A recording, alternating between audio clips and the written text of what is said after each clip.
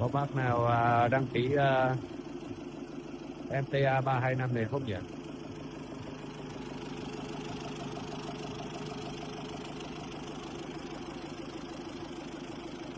Cho rin hết luôn nhé.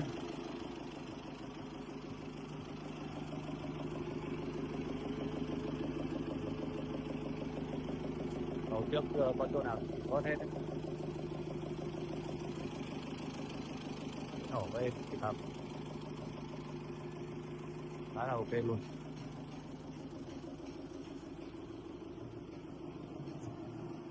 Em này thì bên mình mới về lấy về nhé.